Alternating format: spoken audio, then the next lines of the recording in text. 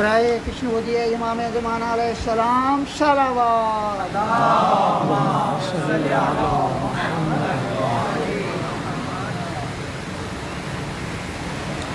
ما شاء الله لا حول ولا قوة إلا بالله العلي العظيم.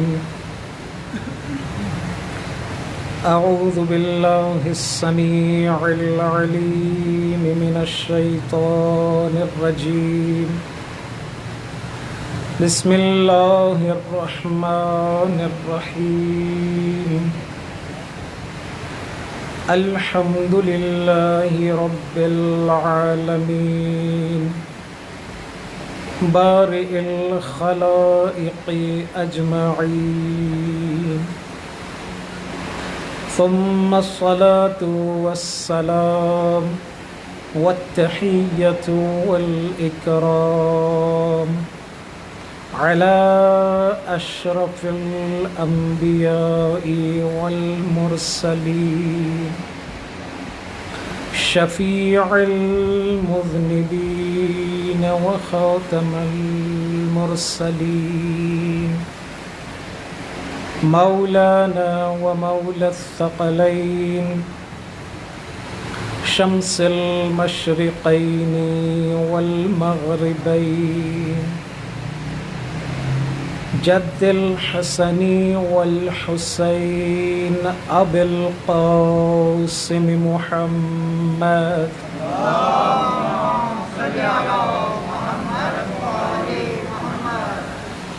صلى الله عليه وعلى أهل بيته الطيبين الطاهرين المنتجبين المعصومين المظلومين، سيما بقية الله في الأرضين، روحي وأرواح العالمين لتراب مقدمه الفداء، واللعنة الأبدية على أعدائهم من الآن إلى قيام يوم الدين. أما بعد، فقد قال الله تبارك وتعالى في ذكره الحكيم. بسم الله الرحمن الرحيم. وجعلناهم أئمة يهدون بأمرنا. صلوات بر محمد و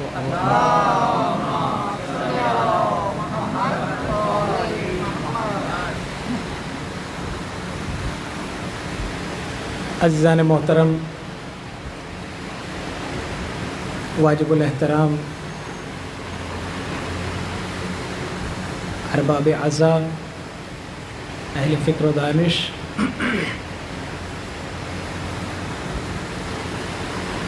گزشتہ بحث سے، گفتگو سے پیوستہ ہونے کے لیے مقدمتاً کچھ باتیں دوبارہ عرض کرنا ہوں گی تاکہ کل کی جو بحث ہے اس کو تمام کیا جائے. لیکن اس سے پہلے نہ جانے کیوں ہمیشہ جب بھی اگر کوئی شاعر مجھ سے پہلے پڑھ جائے تو کچھ نہ کچھ بولنے کو دل کرتا ہے. آپ کا وقت بہت قیمتی ہے، لیکن یہ بات بھی شاید ہمارے لیے یا ہمیں جگانے کے لیے کافی ہو کہ ہمارے بھائی نے کہا کہ جتنا اللہ بلند ہے اتنا نعرہ بلند لگاؤ. تو جو نعرہ لگا، اگر کوئی ہمارے اللہ کا نہ ماننے والا ہو تو اس کو اندازہ ہو جائے گا کہ ہمارا اللہ کتنا بلند ہے. نعرہ تکبیر، اللہ اکبر، نعرہ رسالت یا رسول اللہ، نعرہ حیدری، یا صلوات اللہم صلی علی محمد و آل محمد. جزاکم اللہ. اس اللہ کا نعرہ آپ نے لگایا وہی آپ کو جزائے خیر عطا فرمائے. معذرت چاہتا ہوں دوبارہ آج دیر ہو گئی. تو بہرحال لاہور کا ٹریفک، ہمارے پاس ہیلی کاپٹر نہیں ہے کہ ہم یہ ملتان روڈ کو اوپر سے دعا کریں گے جلدی، اور یہ کیا ہے ٹرین کا سلسلہ شروع ہو جائے تو ہم اس سے بیٹھ کر کے آ جاتے ہیں. تو بھائی نے بہت کوشش کی کہ وقت پر پہنچا دے، لیکن یہ کم توفیقی ہے ہماری. لیکن ایک طرف سے ایک خیر بھی ہے. یہ خیر ہوتی ہے کہ مجھے اس کے بعد کہیں نہیں پڑھنا ہوتا، لہٰذا جتنی باتیں ہوتی ہیں وہ میں کوشش کرتا ہوں کہ میں مکمل کر لوں. عرض کیا تھا اگر آپ کے اذہان عالیہ میں وہ بات محفوظ ہو کیا کہ ظہور امام زمانہ عجل اللہ تعالی فرجہ الشریف اور اس کے بعد کا مرحلہ کہ اس کے بعد پھر ہماری ذمہ داریاں کیا ہوں گی. ظاہراً ہمارے دوست یہ کہنا چاہ رہے ہیں کہ غیبت امام زمانہ میں ہماری کیا ذمہ داریاں ہوں گی کہ ظہور انجام پائے. ظاہراً کچھ ایسا ذہن میں ہوگا. عرض کیا تھا کہ ان دونوں باتوں کا تعلق ایک اساسی مسئلے سے ہے، اور وہ مسئلہ خود معرفت امام ہے. توجہ ہے نا؟ وہ خود معرفت امام ہے. جب تک ہمیں پتہ ہی نہیں کہ ہم کس امام کے انتظار میں ہیں، وہ امام کیا شأنیت رکھتا ہے، وہ امام کیا مقام رکھتا ہے، اس امام کے دائرہ اختیار میں کیا ہے، اس امام کے ہم سے کیا کیا انتظار موجود ہیں، تب ہمارے انتظار کا فائدہ کیا. لہٰذا یہ مسئلہ ظہور کا یا غیبت کا، یہ دونوں خود معرفت امام پر متنوع ہیں. اول معرفت بعد انتظار. مجھے پتہ ہی نہیں کہ میں کس کے انتظار کے لیے اسٹیشن پہ کھڑا ہوں، کس کے استقبال کے لیے کھڑا ہوں. ہاں پتہ چلا آنا صدر کو تھا اور میرے ہاتھ میں ایک پانی کا گلاس تک نہیں ہے. صدر نے جب آنا ہے، وزیر اعظم نے جب آنا ہے، ان کی جب تشریف آوری ہوگی تو ان کے پروٹوکول کا خیال کیا جائے گا. مجھے پتہ ہی نہیں کہ کون آنے والا ہے. یہ بہت اہمیت والا مسئلہ ہے کہ وہ جس کا میں انتظار کر رہا ہوں وہ کم از کم میرے تخیلات میں، میرے اذہان میں اس کی شکل کاملاً معین و مشخص ہو، اس کا رتبہ کم از کم دھندلا ہی صحیح دھندلا ہی صحیح.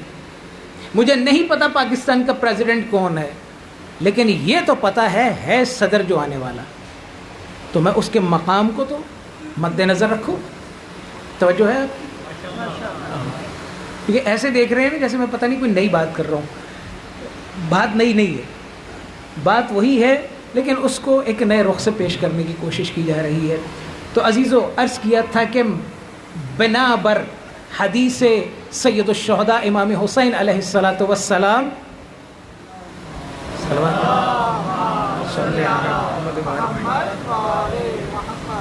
نعرہ ایسا لگا دیا آپ نے کہ سب سو گئے. 11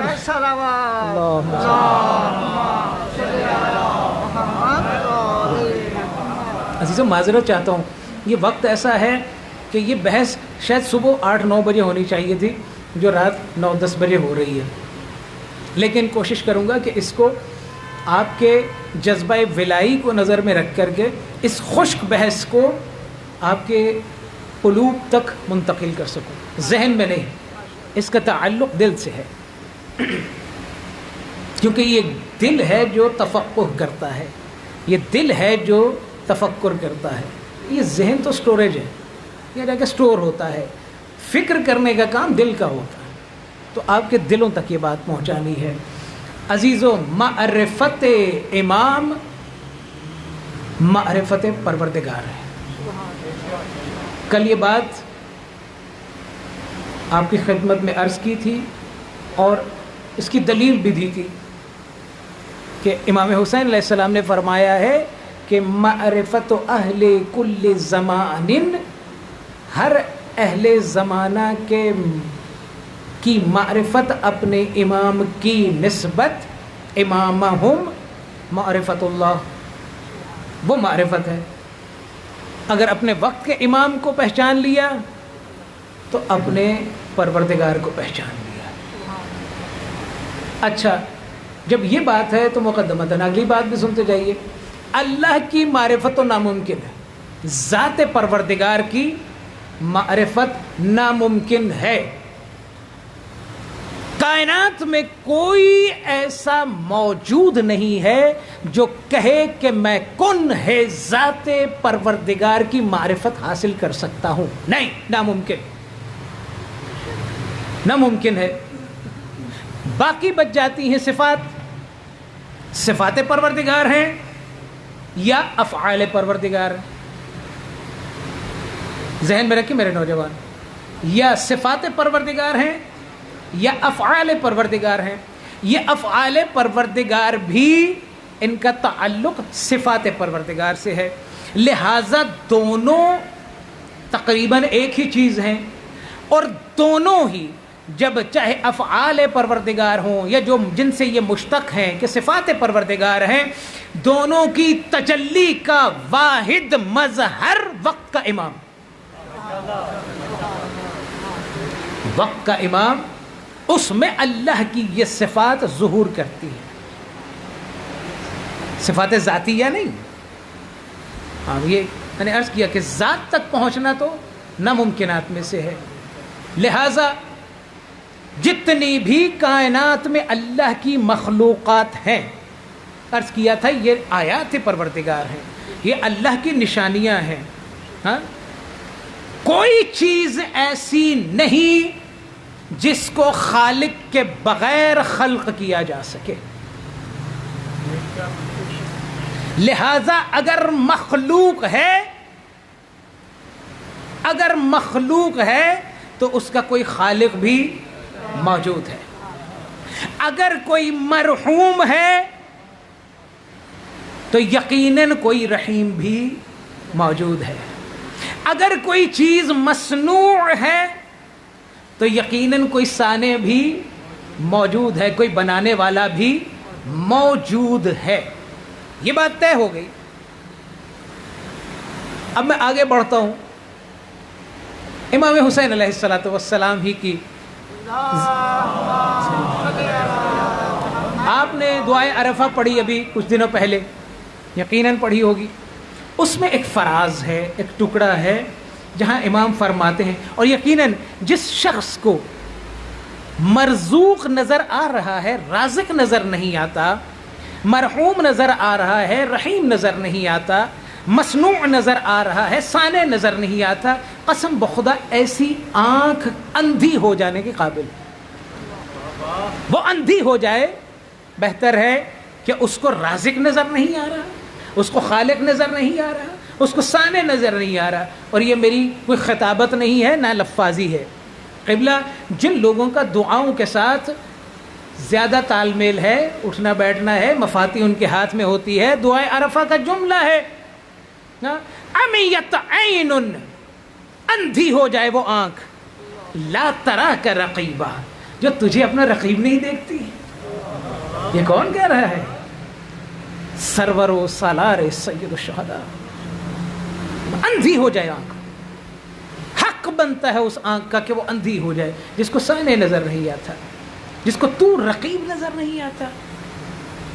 امام علی علیہ السلام آگے بڑھ کر کے کہتے ہیں ما اکثر العبر، کتنی زیادہ عبرتیں ہیں اس کائنات میں، وہ اقل الاعتبار، لیکن ان عبرتوں سے سبق حاصل کرنے والے کتنے کم ہیں.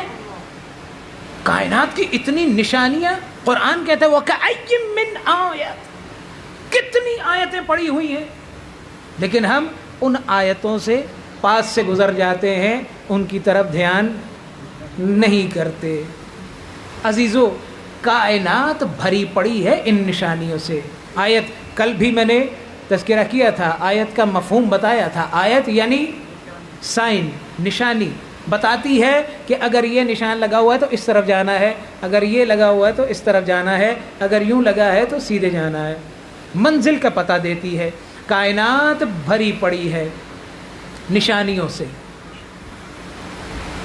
اور ان نشانیوں میں سے ایک نشانی میں اور آپ ہیں.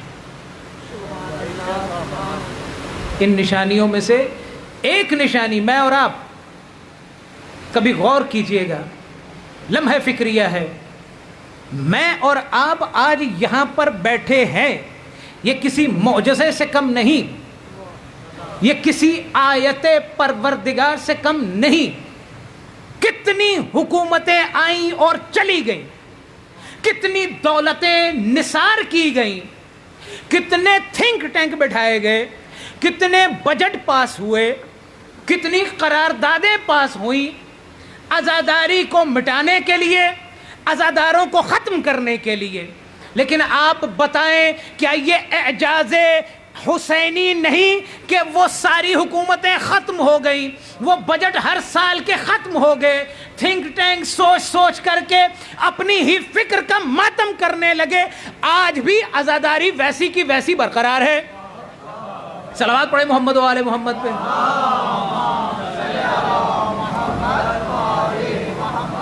یہ اعجاز نہیں تو اور کیا ہے؟ تاریخ تشیع پڑھنے والے اہل مطالعہ کے لیے میں کہہ رہا ہوں، کیا حجاج کے نام سے واقف نہیں ہے؟ کیا متوکل ملعون کے نام سے واقف نہیں ہے؟ کیا منصور ملعون کے نام سے واقف نہیں ہے؟ کہیں تو ایک مثال دے دو نوجوانوں کے لیے.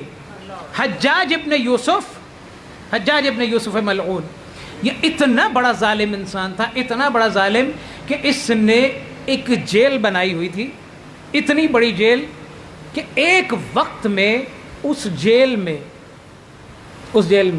1,00,000 قیدی ہوا کرتا تھا. 1,00,000 قیدی.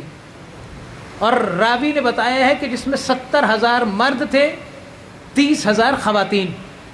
اور ان 70,000 مردوں اور 30,000 خواتین میں ایک بھی ایسا نہیں تھا جو شیعہ نہ ہو. تو ظاہر سی بات ہے کہ جب خواتین میں تھکاوٹ جلدی آ جاتی ہے، مرد سخت جان ہے، ہاں وہ صنف نازک ہیں. جب دھوپ کی تمازت اور اس کی گرمی کی وجہ سے تھک کے وہ دیوار کے سائے میں جاتی تھی تو اس ملعون کے ہر کارے درے مار کر کے ان کو دوبارہ دھوپ میں کھڑے کر دیتے تھے. ہاں؟ کون سی تاریخ آپ کے سامنے دہرائی جائے؟ یہ سارے کے سارے ملعون اپنی تمام تر دولتوں اور حکومتوں کے ساتھ مٹ گئے. آج بھی آپ کے ہاں کتنے ہی ایسے علاقے ہیں آپ کے ملک میں یا دوسرے ملکوں میں کہ جہاں یہی لباس اگر آپ پہن کر کے جائیں تو یہ کفن کے مترادف ہے. کفن سمجھا جاتا ہے یہ لباس، ہے کہ نہیں؟ گارنٹی نہیں ہوتی، گھر سے نکلیں گے تو واپس آپ ہی جائیں گے ہی نہیں آئیں گے. میں شہروں کے نام نہیں گنوں گا، احتیاط کر رہا ہوں، لیکن آپ جانتے ہیں ایسے علاقوں کو. بہرحال جو بھی بہت سارے ایسے علاقے ہیں، مائیں پھر بھی بچوں کو کالے کپڑے پہنا کر کے بھیج دیتی ہیں، بہنیں بھائیوں کو سوار کے کالے کپڑے پہنا کر کے پھر بھیجتی ہیں. ہاں، زوجات اپنے شوہروں کو بھیج رہی ہیں کہ جاؤ، آنا ہے تو آ جاؤ، نہ آ سکو تو نہ آنا. بتائیے کوئی اور جذبہ ہے اس کے علاوہ، حسینیت کے علاوہ؟ کوئی اور ایشو ایسا ہے کہ جس پر آپ اپنی جان پر کھیل کر کے آگے بڑھیں سوائے یہ حسینیت کی؟ تو یہ اعجاز ہے کہ نہیں ہے؟ یہ آیت ہے کہ نہیں ہے؟ سوچنے والوں نے یہاں تک سوچا، گھٹیا اور پست فکر کور دل سیاہ دل لوگوں نے کہ ہم جناب زینب سلام اللہ علیہ کا روزہ مسمار کر دیں گے، مسمار کر دیں گے. ساری دنیا کی حکومتیں اور ان کے بجٹ، ان کا پیسہ، ان کے بدماش سارے اکٹھے ہو رہے ہیں ایک مذموم کام کرنے کے لیے. یہ سارے ملعون اکٹھے ہو گئے. یہ 4-5 سال 6 سال پہلے کے بیانات اٹھائیں ذرا، کیا کیا بول رہے تھے. ہم یوں کر دیں گے، ہم وہ کر دیں گے. کیا ہوا؟ ان کی فکریں منجمد ہو گئیں، زبانیں گنگ ہو گئیں، سوچنے پہ مجبور ہو گئی یہ کہاں سے آ رہے ہیں بی بی کے متوالے. شانیت زندہ باد، شانیت زندہ باد، یزیدیت مردہ باد، یزیدیت مردہ باد. پر محمد و آل محمد صلوات. کہاں سے آ رہے ہیں یہ؟ سمجھ میں نہیں آ رہا، آئے گا بھی نہیں. بھیا یہ آ نہیں رہے، بھجوائے جا رہے ہیں. کوئی ہے جو ان کو بھجوا رہا ہے، کوئی ہے ایک زندہ جو ان کو بھیج رہا ہے. میں آپ سے عرض کروں گا، یقین مانے یہ ماتم کا فلسفہ، بہت سارے فلسفے بیان کیے جاتے رہے ہوں گے، لیکن ایک فلسفہ آج یہ بھی سن لیجئے کہ یہ جو آپ ہاتھ ماتم کے لیے بلند کرتے ہیں، یہ جو ہاتھ آج آپ کے باقی ہیں، یہ دلالت کرتے ہیں کہ ہے کوئی بقیت اللہ. صلوات پڑھے محمد و آل محمد پہ. ہے کوئی بقیت اللہ، وہ ہماری حفاظت کر رہے ہیں. یقیناً ختم الانبیاء بلند تر صلوات. اللہم صلی علی اور کیوں نہ کریں، ہم ان کی نشانی ہیں، کربلا کی آیت ہیں، پروردگار کی اس مقدس سرزمین پر بہنے والے مقدس لہو کی حفاظت کے لیے جس قوم کو بنایا گیا وہ قوم ہے ہم. پوچھ رہے ہیں اب یقین مانے ایک لمحے کے لیے اگر امام کی لطف و کرم اور نظر نہ ہو ہمارے اوپر، ہماری حالت کیا ہے؟ ہماری حالت کیا ہے؟ کیا انتظامات کر رہے ہیں ہم اپنی حفاظت کے لیے؟ کیا پروگرامنگ ہے ہماری آگے بڑھنے کے لیے؟ ہاں؟ یہ میں دشمن کو نہیں بتا رہا ہوں کہ ہمارے پاس کچھ نہیں ہے.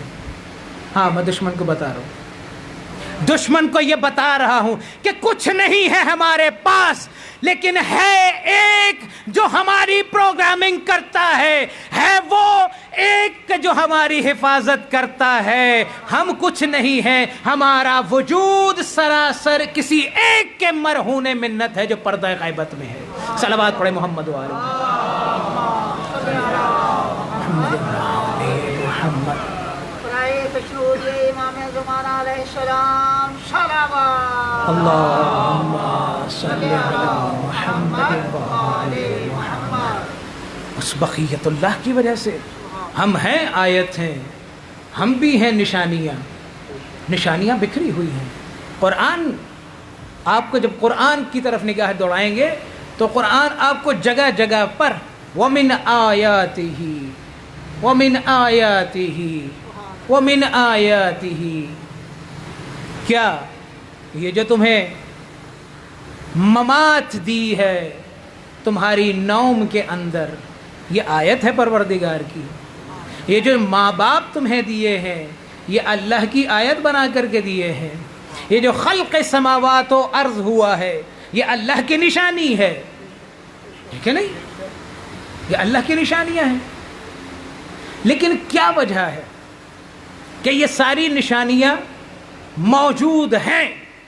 لیکن کل میں نے عرض کیا تھا کہ ایک ذات ہے جس نے کہا ہے کہ وَمَا عِنْدَ اللَّهِ آیَةٌ أَكْبَرٌ مِّنِّي، اللہ کے پاس مجھ علی سے بڑی آیت ہے ہی کوئی نہیں.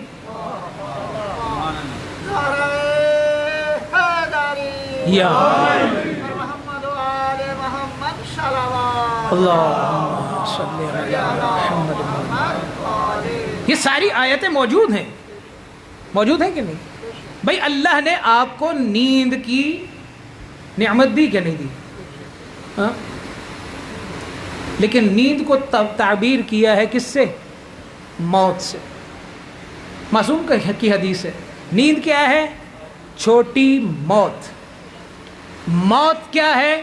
بڑی نیند۔ لا الہ الا اللہ۔ آوازوں کو بلند کریں، کوئی مشکل نہیں ہے، میں بھی اگر بلند کر رہا ہوں آپ کے چھوٹے سے سپیکر کے باوجود، تو نیند کیا ہے؟ چھوٹی موت۔ موت کیا ہے؟ بڑی نیند۔ یہ معصوم کی حدیث ہے اور حقیقت میں ایسے ہے۔ تو جب ہم اس چھوٹی نیند سے بیدار ہوتے ہیں، ہماری عادت کیا ہوتی ہے؟ بیدار ہو کر کے ایک دم سے چل پڑتے ہیں۔ معصوم فرماتے ہیں ایسا نہ کیا کرو، یہ چھوٹی موت سے جب تمہیں زندگی ملی ہے تو کہا کرو الحمدللہ الذی احیانی بعد مماتی، پروردگار کا شکر ہے اس پروردگار کا کہ جس نے مجھے موت کے بعد دوبارہ زندگی دی ہے۔ تو موت اور یہ نیند کیا ہوئی؟ آیت پروردگار۔ ماں باپ کا اپنے بچے کی نسبت پیار، اللہ نے ماں کے دل میں محبت ڈال دی۔ خود ماں کے اندر محبت نہیں ہے، یہ پروردگار نے ماں باپ کے دلوں میں محبت ڈالی ہے۔ تو یہ آیت ہے۔ اللہ نے آسمان کا شامیانہ، زمین کا یہ فرش بچھایا ہے، خلق السماوات کا لفظ استعمال کر کے ساتھ ٹیگ لگایا ہے، آیت ہے، یہ بھی آیت ہے۔ ہاں، یہ ساری آیتیں ہیں ایک طرف، لیکن ایک طرف آیت ہے امام کی۔ کیا وجہ ہے کہ ہمیں بار بار یہ ساری آیتیں گن کر کے بھی یہ کوئی ایک آیت ہمیں اللہ تک نہیں پہنچا سکتی، کوئی ایک آیت بھی مل کر کے آیت کبریٰ نہیں بن سکتی۔ بہت بڑا دعویٰ کر رہا ہوں میں، ابھی دلیل لیتے ہیں۔ جب کہا خلق السماوات والارض، تو یہ سماوات اور زمین کس چیز کی نشانی ہوئی؟ یہ اللہ کی قدرت کی، اللہ کی اس میں قدرت ہے۔ جب ماں باپ کے لیے کہا گیا کہ یہ نشانیاں ہیں، تو یہ کس چیز کی نشانی ہے؟ رحمت کی۔ ہاں؟ جب کہا گیا کہ ہم نے تم کو انسان خلق کیا، بشر بنایا اور پھر تمہیں جوڑے بنا دیا، کیوں؟ لتسکنوا، تاکہ تمہیں سکون مل سکے، اور پھر تمہارے درمیان ہم نے کیا کیا؟ مودت ڈال دی، میاں بیوی کے درمیان مودت ڈال دی۔ ہاں، یہ مودت و محبت کیا ہے؟ ہاں، یہ اللہ کی محبت کا جلوہ ہے نا۔ اور میں عرض کیا کرتا ہوں کہ حضرت شوہر یہ آپ کا کمال نہیں ہے، وہ جس کو ماں باپ نے پالا پوسا، کھلایا پڑھایا بڑھا کیا، اس کے بعد شادی کی، آپ کے گھر میں آ گئی، سب کچھ چھوڑ کے چلی آئی، ہاں، اور اب جو ماں باپ کا نام تک لیتی نہیں، یاد بھی نہیں کرتی، یہ جو تمہارے درمیان محبت ہے تیری وجہ سے نہیں، اس پروردگار کی وجہ سے جس نے مودت کو تمہارے دلوں میں ڈال دیا ہے۔ اب ماں باپ کو بھی نہیں یاد کرتی، کتنے مہینے ہو گئے ماں باپ سے ملی بھی نہیں۔ آیت پروردگار ہے، ظہور کس چیز کا ہو رہا ہے؟ رحمت پروردگار کا۔ ہاں، لیکن یہ سب مل کر کے کوئی بھی آیت کبریٰ نہیں بنتے، اللہ کی سب سے بڑی آیت نہیں بن پا رہے۔ کیوں؟ خلق السماوات کیا اور عرض کیا، زمین و آسمان کو خلق کیا، تو یہاں جو اللہ کا اسم جلوہ گر ہو رہا ہے وہ قدرت ہے، محبت نہیں۔ لا الہ الا اللہ، قدرت ہے، محبت نہیں۔ ماں باپ کی بچوں کی نسبت، میاں بیوی کی آپس میں مودت و محبت ہے، قہاریت نہیں، قہاریت موجود نہیں ہے۔ ہر جگہ پر جہاں جہاں جس آیت کو ڈھونڈتے جائیں گے ایک ایک صفت نظر آئے گی، سب مل کر ایک صفت کبریٰ نہیں بن رہے۔ مطلب کو آسان کرتا ہوں. آپ کسی شخص کو دیکھ رہے ہیں کہ وہ جا رہا ہے بازار کی طرف. ہاں، بازار کون سا ہے؟ بہت ساری قصائیوں کی دکانیں ہیں. تو آپ پوچھیں گے نا کہ بھیا کہاں جا رہے ہو؟ کہ کام سے جا رہا ہوں. کام سے جا رہا ہوں. آپ فوراً اندازہ لگا لیں گے اس طرف جا رہا ہے تو یقیناً گوشت خریدنے جا رہا ہے. ایسا ہے. اس طرف جا رہا ہے تو وہاں تو کپڑے کی مارکیٹ ہے.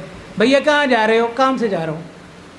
بتا نہیں رہا لیکن آپ اندازہ لگا لیں گے نا کدھر جا رہا ہے. کپڑا خریدنے جا رہا ہے. یہ سیدھا راستہ جو جاتا ہے یہ جیولری کی مارکیٹ ہے. ہاں، سونا خریدنے جا رہا ہے یا کم از کم دیکھنے جا رہا ہے آج کل. ہاں، خریدنے جا رہا ہوگا تو اندازہ لگا لیتے ہیں کیونکہ ایک دکان پر ایک مخصوص چیز ہی مل سکتی ہے. ایک مخصوص مارکیٹ میں مخصوص چیز ہی ملے گی. ایسا نہیں کہ سب کچھ مل جائے. لیکن میرے سوال کا جواب دیجیے گا جو اب تک خاموش ہیں. ایک دیہات میں بسنے والا انسان اگر شہر کا رخ کرتا ہے اور آپ اس سے پوچھیں کہ بھیا کہاں جا رہے ہو، وہ کہے میں شہر جا رہا ہوں، اور آپ کہیں کیا خریدنے جا رہے ہو، وہ کہے چیز لینے جا رہا ہوں، تو آپ بتا سکتے ہیں کہ وہ کیا لینا جا رہا ہے. وہ ممکن ہے کہ وہاں سے اناج خریدے، وہ ممکن ہے وہاں سے کپڑا خریدے، وہ ممکن ہے وہاں سے سونا خریدے، وہ ممکن ہے اپنی ضرورت کی دوسری اشیاء ملے. کیوں؟ شہر میں ہر چیز ملتی ہے. شہر میں ہر چیز ملتی ہے. آج مجھے فلسفہ معلوم ہوا کیوں 1400 سال پہلے پیرے پیغمبر نے کہا تھا انا مدینۃ العلم وعلی بابها. صلوات پڑھیں محمد و آل محمد.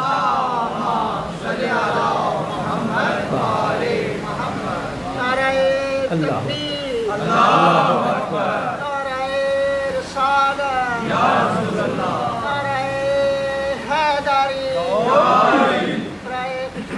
محمد و آل محمد صلوات.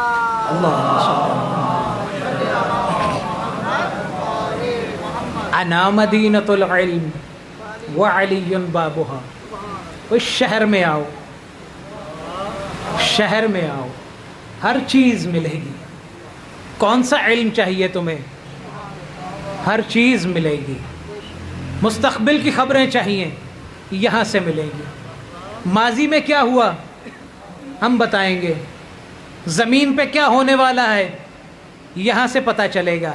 آسمان کے راستے معلوم کرنا چاہتے ہو اس شہر سے پتہ چلیں گے. اور شہر میں آنے کی ضرورت ہی نہیں، دروازے سے مل جائے گا. کل ایمان کل قرآن اسم اعظم نام الہی علی حق نعرہ حیدری یا علی. حیدری. انا مدینۃ العلم وعلی بابها. اچھا، پڑھے لکھے لوگ بھی چونکہ کافی لوگ یہاں بیٹھے ہیں اور یقیناً ادب سے بھی شغف ہے. اکنامکس والوں سے بات نہیں ہے میری، جو ادب سے شغف رکھتے ہیں. کسی عالم دین کے بارے میں اکثر آپ نے سنا ہوگا ارے فلاں صاحب، اچھا فلاں، ارے علم کا سمندر. ہاں، فلاں ان کے پاس تو علم کا خزانہ ہے، کہتے ہیں نا آپ لوگ. ہاں، لیکن کبھی کسی نے کہا فلاں وہ علم کا شہر ہے. یہ تعبیر کبھی استعمال نہیں ہوئی ہے ادبیات عرب میں بھی، ادبیات اردو میں بھی. نہ پیغمبر سے پہلے نہ پیغمبر کے بعد. نہ اتنا بڑا کسی نے پہلے دعویٰ کیا ہے، نہ کسی نے بعد میں. کر بھی نہیں سکتا تھا، اتنا بڑا دعویٰ نہیں کر سکتا تھا. پیغمبر نے اکیلے دعویٰ کیا ہے انا مدینۃ العلم، میں ہوں مدینہ علم، علم کا شہر ہوں. شاید اسی وجہ سے کہا تھا نا شہر میں ہر قسم کا علم مل جاتا ہے. خزانہ کہا ہوتا نا تو خزانہ ایک ہی چیز کا ہوتا ہے، یا سونے کا ہوتا ہے یا روپوں کا ہوتا ہے. کان اگر دیکھ لیں، کان کوئلے کی کان ہے، ہاں، یہ سونے کی کان ہے. خزانہ ایک قسم کا ہوتا ہے. شہر میں ہر چیز مل جاتی ہے.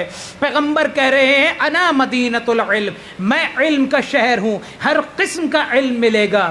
شاید میرے تک آنے کی ضرورت نہ پڑے. کیوں؟ کہ جتنا بڑا شہر میں خود ہوں میں نے اس کے مطابق دروازہ خود بنا کر کے لگا دیا ہے، تمہیں تمام علم دروازے صحیح مل جائیں گے۔ اور کیوں نہ ہو جب شہر شہر مصطفیٰ ہے تو دروازہ مرتضیٰ ہونا چاہیے، دروازہ مرتضیٰ ہونا چاہیے۔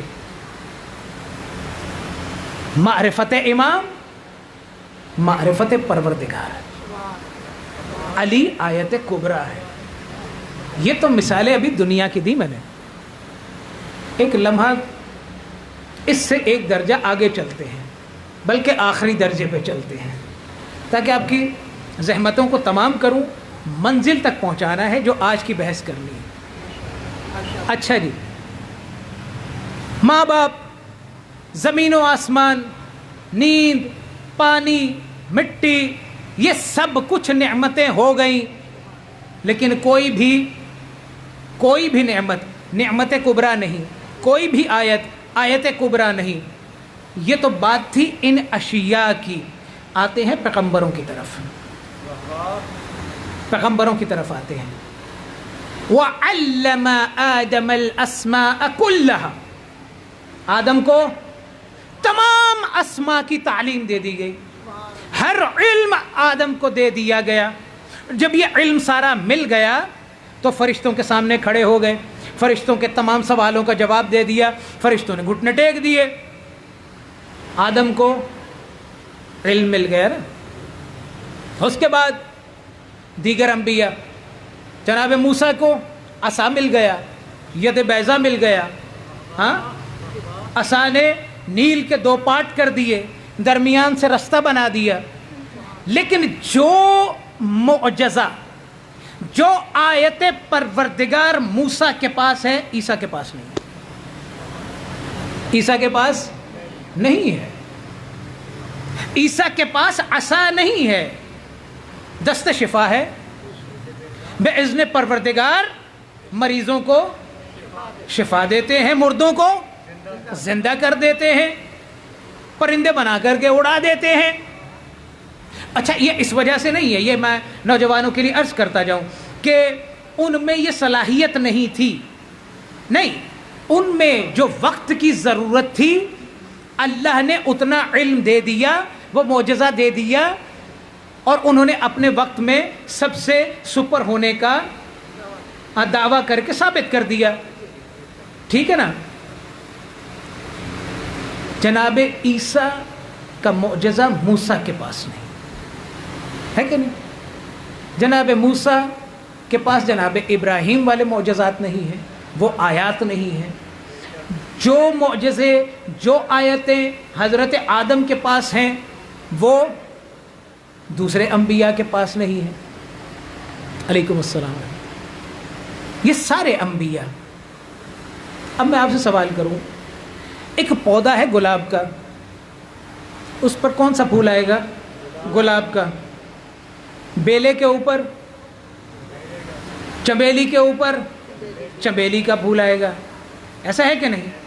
لیکن اگر کوئی یہ خواہش کرے کہ مجھے ایک ہی پودے میں، مجھے ایک ہی گلدستہ چاہیے کہ جس میں بیلا بھی موجود ہو، جس میں چمیلی بھی موجود ہو، جس میں گلاب بھی موجود ہو، جس میں یہ ساری خوشبوئیں ایک جگہ پر ہوں، کیا یہ خواہش عبث ہے؟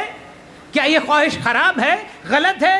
نہیں، پیغمبر ایک گلدستہ تیار کر رہے ہیں، کہتے ہیں من اراد ان ینظر آدم، جو یہ چاہتا ہے کہ وہ آدم کو دیکھے فی علم ہی، آدم کو اس کے علم میں دیکھے، ونوحا، نوح کو دیکھے فی علم ہی، اس کے علم میں، وموسیٰ فی بطشہ، موسیٰ کو اس کی قدرت میں، وَيَحْيَ ابْنَ ذِكْرِيَّ، کس میں؟ فی زہد ہی۔ یہ تمام کی تمام صفتیں ہر ایک پیغمبر میں الگ سے الگ موجود ہیں۔ پیغمبر ایک گلدستہ بنانے چاہ رہے ہیں، گلدستہ بناتے ہوئے کہتے ہیں آدم کو اس کا علم دیکھنا ہے، نوح کا علم دیکھنا ہے، ابراہیم کی خلت دیکھنی ہے، اس کی نرم مزاجی دیکھنی ہے، موسیٰ کی شجاعت دیکھنی ہے، آؤ تمہیں ایک ایسا گلدستہ دے رہا ہوں، فَلْيَنْظُرْ إِلَى وَجْهِ عَلِيِّ بْنِ أَبِي طَالِبٍ. صلوات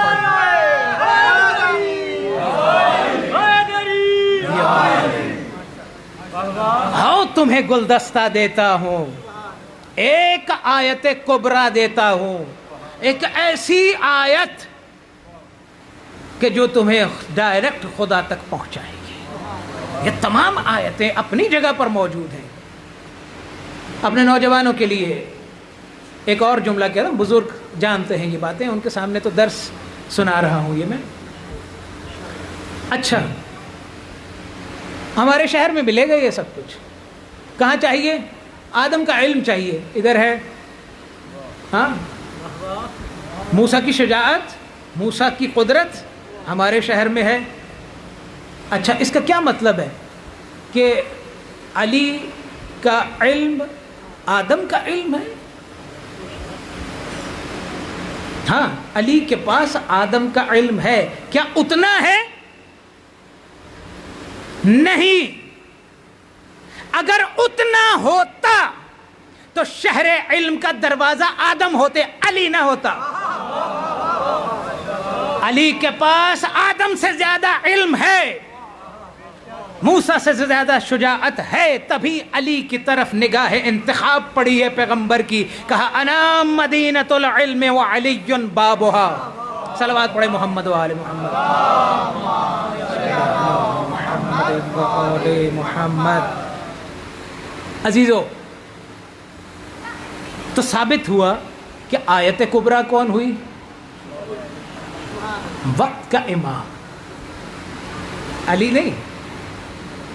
میں نے کہا تھا کہ جو ایک صفت کسی ایک کے لیے ثابت ہو جائے وہ سب 14 کے لیے ثابت ہے، مگر یہ کہ کوئی ایک مخصوص ہو ان کے لیے. جیسے امیر المومنین، امیر المومنین سوائے جناب امیر کے آپ کسی اور کو نہیں کہہ سکتے ہیں. ہاں، ظہور کا لفظ سرکار حجت عجل اللہ تعالی فرجہ الشریف کے ساتھ منسوب ہے. صلی علی محمد. جیسے ہی یہ لفظ آتا ہے فوراً امام کے ساتھ ہمارا تعلق بن جاتا ہے، کنیکشن وہاں جڑ جاتا ہے. لیکن اگر دلیل موجود نہ ہو تو یہ ساری صفتوں میں یہ سب شریک ہیں. جب آیت کبریٰ کہا ہے تو صرف علی آیت کبریٰ اکیلے نہیں ہیں، سارے اہل بیت آیت کبریٰ ہیں. کسی ایک کی معرفت اہل کل زمان، ہر زمانے کے وقت کے امام کی معرفت پروردگار ہے. یہ نہیں کہا کہ امام کی معرفت، نہ، اللہ اکبر. حسین علیہ السلام یہ نہیں کہہ رہے کہ امام کی معرفت پروردگار ہے، نہ، تمہارے وقت کے امام کی معرفت خدا ہے. بہت دقیق بات ہے یہ، اس کو سوچئے گا. اچھا، 260 ہجری غیبت صغریٰ شروع ہو گئی. تقریباً 70 سال غیبت صغریٰ کا سلسلہ جاری رہا. نواب اربعہ کا دور چلا. اس کے بعد 1200 سال ہو گئے. ایسا ہے کہ ہاں 1200 سال ہو گئے. سلسلہ امامت کا ظاہراً منقطع ہو گیا. ظاہری طور پہ کوئی امام سے ملا نہیں، نہ کوئی دعویٰ کر سکتا ہے. ٹھیک ہے. تو ہم اپنے وقت کے امام کی معرفت حاصل کریں تو کریں کیسے؟ ہے کہ سوال نہیں؟ اچھا سوال ہے کہ نہیں؟ یہ وہ ان سوالوں میں سے تو نہیں ہے جو میں نے کہیں اشارہ کیا تھا، ویسا تو نہیں ہے نا. ہاں، ہم اپنے وقت کے امام کی معرفت کیسے حاصل کریں جبکہ ایک طرف یہ طے پا چکا ہے کہ وقت کے امام کی معرفت مجھے معرفت پروردگار تک لے کر کے جائے گی، وہی ہے وہ معرفت. اچھا، 15 شعبان سن 255 ہجری میرے مولا کی ولادت. ٹھیک ہے جی، کیا یہ ہے معرفت؟ نرجس کے لال ہیں، یہ ہے معرفت۔ حسن عسکری علیہ السلام کے بیٹے ہیں، یہ ہے معرفت۔ یہ 3-4 سوالوں کے جواب معلوم ہو گئے تو ہمیں اپنے امام کی معرفت حاصل ہو گئی؟ نہیں۔ اچھا وہ لوگ چلیں، وہ کہ جو ان 5 سالوں میں 55 سے 60 ہجری تک، 255 سے 260 ہجری تک جو امام کے گھر میں آتے رہے، جاتے رہے، بیٹھتے رہے، کھاتے رہے، پیتے رہے، آنا جانا لگا رہا، مولا وہ تو جانتے ہوں گے، پہچانتے بھی ہوں گے، ہم کیا کریں؟ بڑی لطیف گفتگو ہے، انشاءاللہ کبھی موقع ملا تو آپ کی خدمت میں پیش کروں گا، بشرطے کہ آپ کے اذہان اور آپ کی توجہات ایسے ہی رہیں تو ہم اپنے وقت کے امام کی بات کر رہے ہیں، ہاں ہم کسی خدا نخواستہ ٹام ڈک ہیری کی بات نہیں کر رہے ہیں، ہم اس ذات کی بات کر رہے ہیں کہ جس کی وجہ سے ہمارے تمام رزق ہم تک پہنچ رہے ہیں۔ پڑھی تھی نا کل آپ نے دعائے ندبہ، آپ فرما رہے تھے یہاں دعائے ندبہ ہوتی ہے، ہاں تو کیا پڑھا اس میں؟ ایک جملہ ہے وَبِيُمْنِهِ رُزِقَ الْوَرَى، امام آپ کی وجہ سے کائنات کو رزق مل رہا ہے، آپ کی وجہ سے، آپ کی وجہ سے ثبتت الارض والسماء، یہ زمین و آسمان اگر ثابت ہیں، باقی ہیں، امام آپ کی وجہ سے۔ یہ جو رزق مل رہا ہے، یہ جو میں آنکھوں سے دیکھ رہا ہوں، کائنات کی رعنائیاں، خوبصورتیاں، یہ رزق ہے کہ نہیں ہے؟ صرف کھانا پینا رزق ہوتا ہے؟ کھانا پینا تو رزق نہیں ہے نا۔ یہ جو میں کانوں میں بھلی آوازیں سن رہا ہوں، کانوں میں آپ کے درود کی آواز کو سنتا ہوں، تو یہ رزق ہے کہ نہیں ہے؟ یہ جو سانس لے رہا ہوں، اچھی خوشبوئیں سونگھ رہا ہوں، یہ رزق ہے کہ نہیں ہے؟ یہ سارے کے سارے رزق، جب یہ رزق کہا ہے تو کسی ایک ذات کی وجہ سے ہے، ایک ذات کی وجہ سے، اور وہ وقت کے امام ہیں۔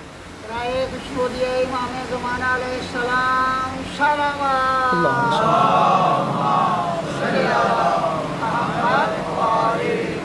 تو رزق مل رہا ہے، معرفت امام بھی ضروری ہے، ایسی ذات کی معرفت کہ جس کی وجہ سے ہماری سانسوں کا سلسلہ جاری ہے، سارے رزق بھی ہم استعمال کر رہے ہیں اس ایک ذات کی وجہ سے، تو معرفت حاصل کرنا تو واجب ہو گئی، بلکہ اوجب ہو گئی۔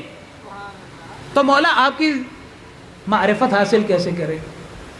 یہاں بغیر مقدمے کے ایک بات کر رہا ہوں اور آپ کی توجہات اور آپ کے لیے ایک فکر چھوڑے جا رہا ہوں، اور وہ یہ کہ عزیزو، مأمون کا نام سنا ہے نا آپ نے؟ ملعون کا مأمون، یہ وہ ہے کہ جس کے لیے امام علی علیہ السلام نے کہا تھا کہ یہ ان کی نسل سے ایک بڑا پڑھا لکھا بندہ بھی آئے گا۔ امام نے کہا پڑھا لکھا اتنا تھا کہ اپنے ہی اس محل میں یا جو بھی اس کی جگہ تھی وہاں پر، بہت توجہ نوجوانوں، اپنی ہی اس جگہ پر علی کے بلا فصل خلیفہ ہونے کے کو ثابت کیا کرتا تھا مأمون، اور دوسروں کی خلافت کی رد کیا کرتا تھا مأمون عباسی۔ لیکن اسی مأمون عباسی نے اپنے وقت کے امام کو خود ہاتھوں سے زہر دیا،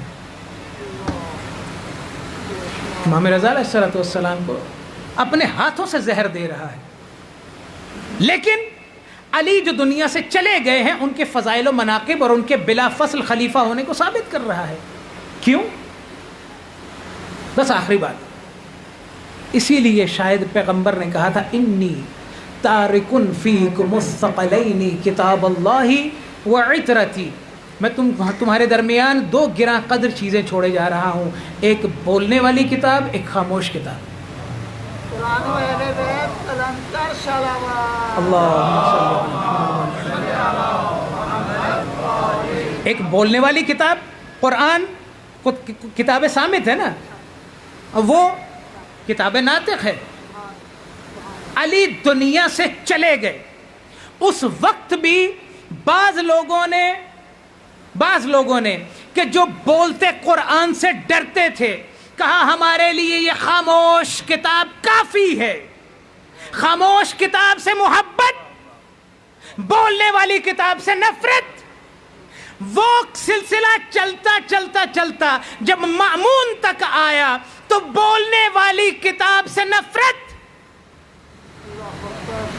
خاموش امام سے محبت.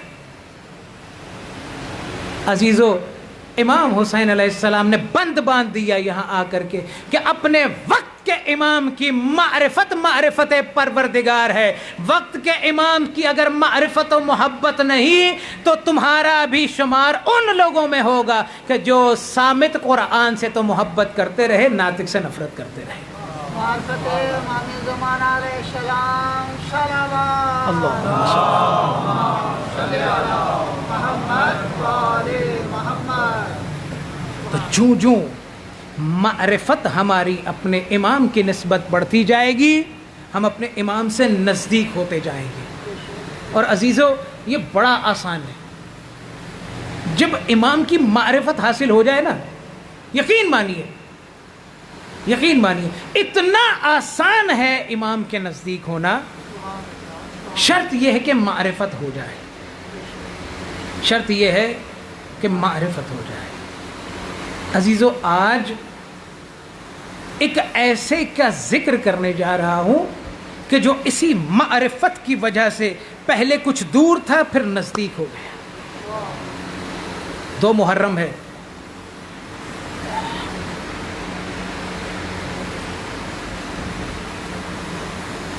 قافلہ حسینی رواں دواں ہے کوفے کی طرف. رستے میں ایک مرتبہ آواز بلند ہوئی قافلے سے کہ کوفہ آ گیا. امام فوراً متوجہ ہوئے, کہا کیسے کوفہ آ سکتا ہے, ابھی ہم کوفے سے بہت دور ہیں. کہا نہیں, وہ نہیں دیکھ رہے آپ, کوفے کے نخلستان نظر آ رہے ہیں. اب جب غور سے دیکھا, کہا نہیں, نخلستان نہیں, یہ تو کوئی فوج ہے جو آتی نظر آ رہی ہے. وہ کون تھا؟ وہ حر تھا جس کو ابن زیاد نے 1000 کا لشکر دے کر کے بھیجا تھا.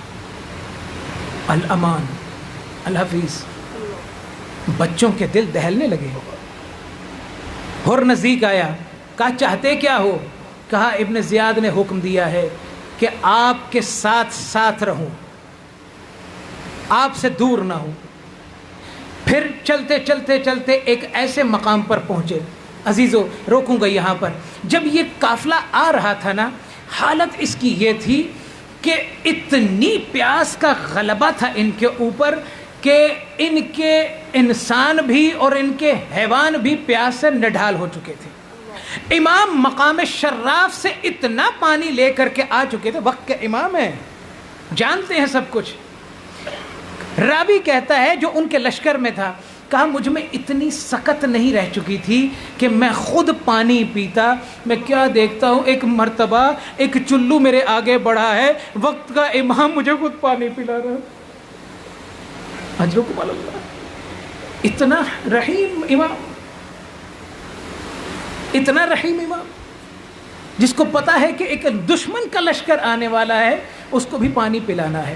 لیکن چونکہ ابھی تک معلوم ہے کہ یہ کوئی نقصان نہیں پہنچائے گا, اور خود کہہ رہا ہے میرا قصد یہ نہیں ہے کہ آپ کے ساتھ جنگ کروں, لیکن آپ کے ساتھ رہنا ہے. ایک مقام آیا کہ آنے والے کا خط آیا. خط میں لکھا ہوا ہے کہ حسین جہاں کہیں بھی ہے, کسی لق و دق و صحرا میں اس کو وہیں پر ٹھہرا دو, ایسے مقام پر کہ جہاں پانی موجود نہ ہو. آیا اور امام کو روکنا چاہا.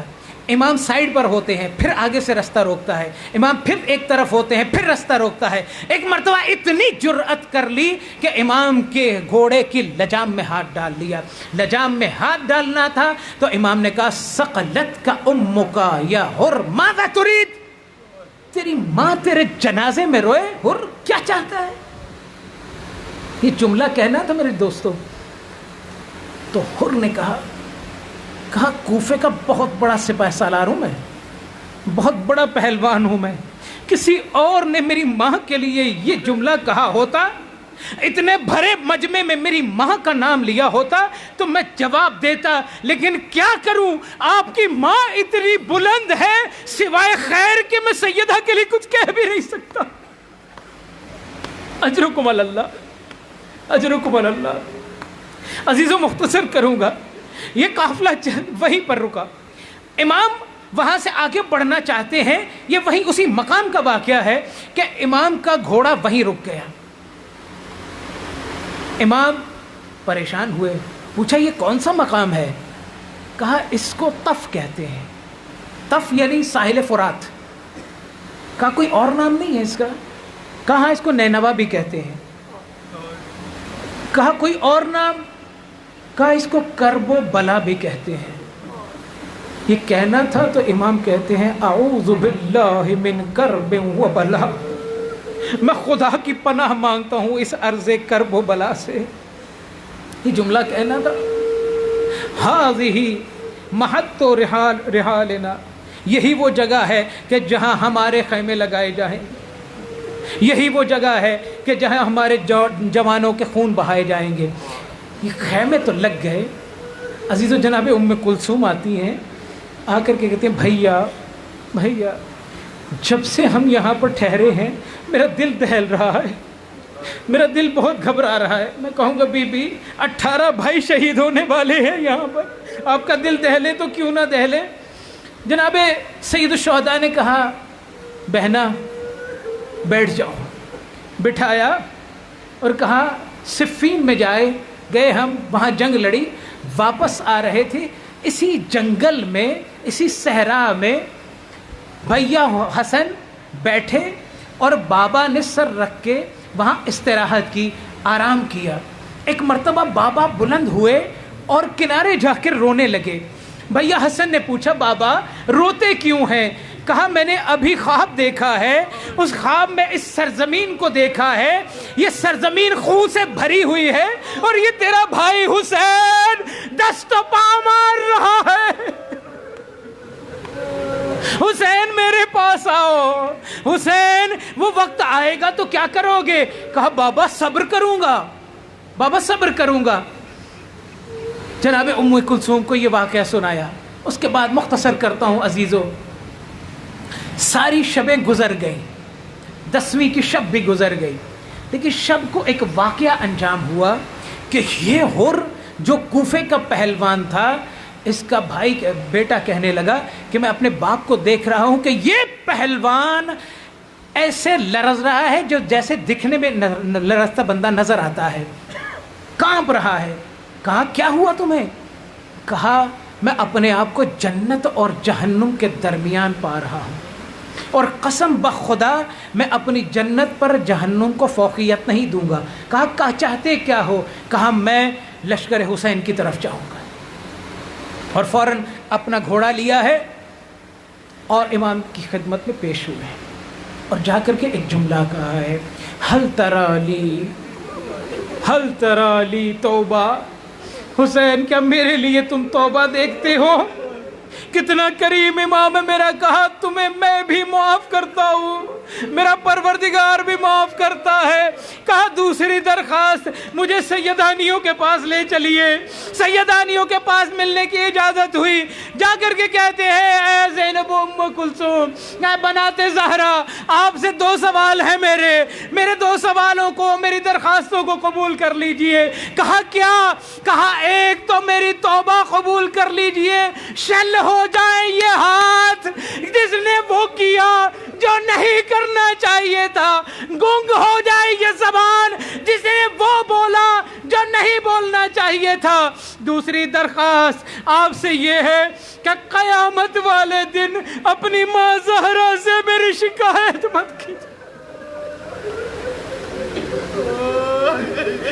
मेरी शिकायत मत कीजिएगा। खैमों से वाह मुहम्मदा वाह अलिया की सदाएं बुलंद होना शुरू हुई। हुर से ये संभल न सका, फ़ौरन इमाम की खिदमत में हाजिर हुआ। कहा मौला मुझे इजाज़त दीजिए, मैं जंग लड़ूं और शहीद हो जाऊं। कितना करीम है मेरा इमाम। जानते हैं हुर शर्मिंदा है और शर्मिंदा मेहमान को ज़्यादा देर तक शर्मिंदा देखना नहीं चाहते। कहा अच्छा हुर जाना चाहते हो, चले जाओ। हुर को इजाज़त मिली, बेटे को भेजा। اپنے غلام کو بھیجا، وہ شہید ہوئے۔ بیٹے کے جنازے پر آ کر کے کہا شاباش میرا بیٹا، تو نے مجھے سرخرو کر دیا۔ فوراً تلوار نکالی۔ حر بھوکا نہیں ہے، حر پیاسا بھی نہیں ہے۔ حر نے وہ جوہر دکھائے، لڑتے لڑتے لڑتے اتنا زخمی ہو گیا کہ ایک مرتبہ صدا بلند کی، السلام علیک منا یا ابا عبداللہ، اے حسین میری طرف سے آخری سلام۔ حسین مہمان نواز ہے، فوراً فرس کو لیا، دوڑتے ہوئے بالیم پر پہنچے، حر کا سر لیا، اپنی گودی میں رکھا۔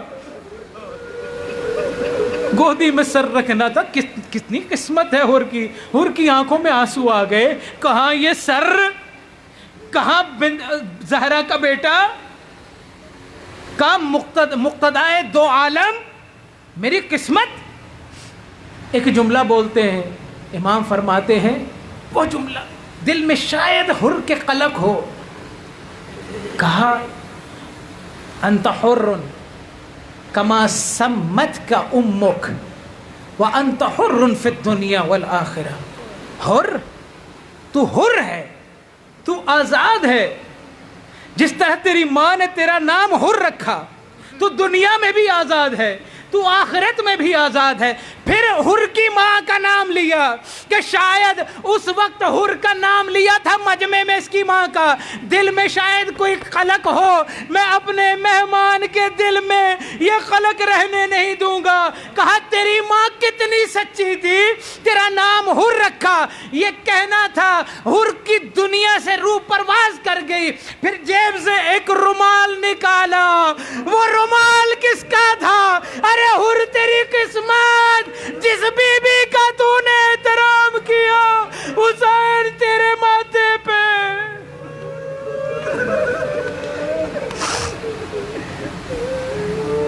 آجرک اللہ یا بقیت اللہ،